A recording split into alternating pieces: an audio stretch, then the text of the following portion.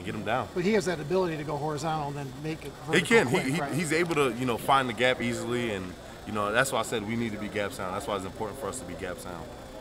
Conklin said that he's reminding you Randy Gregory has more sacks. Yeah. So that if he stops him, you can maybe get the sack lead. What do you think of old Bane, Batman helping Bane? He's not helping me. You know, he talked about it. He does throw it in my face here and there. He definitely did bring it up today. He's like, yeah, someone has a little more sacks than you, so maybe I'll help you out. But he's not really helping me. He's only just trying to do his job. If he didn't have to do it, he would let him through so he could beat me in sack count. But it's definitely nice to always, you know, conversate with Conklin. He definitely gives me a lot of tips to help me, you know, better understand what I need to do to beat these tackles. And you know, I love having him on my, you know, on my team because he does a great job of, you know, containing guys like that. What's this tweeting Amir Abdullah asking for an autograph from him and Kenny Bell? Are you guys? Did he earn your respect so much you want to add his autograph to your wall of fame?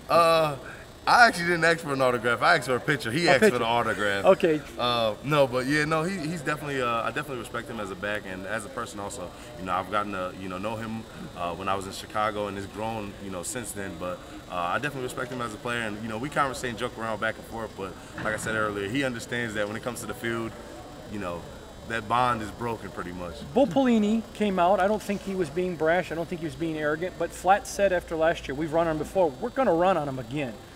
How much do you take that personal? Because the fact is, he has. So how do you internalize that? The biggest thing is, you know, like I was saying earlier, I watch film and I was watching, you know, our game against them, and a lot of their, you know, explosive plays were off of, you know, our mistakes. You know, just stepping in the wrong gap, not using our hands, not understanding where your help is, not understanding what the call is. So I think that, you know, he was right. He ran on us. They did a great job of running the ball on us, but.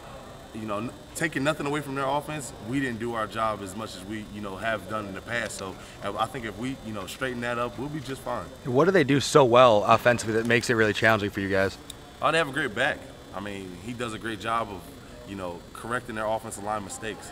So even if they are, you know, out of place, even if we are in great position, he does a great job of finding the hole. And that's why, like I said, we have to be very gap sound. Because, you know, that's the biggest thing about, you know, understanding and containing Abdullah.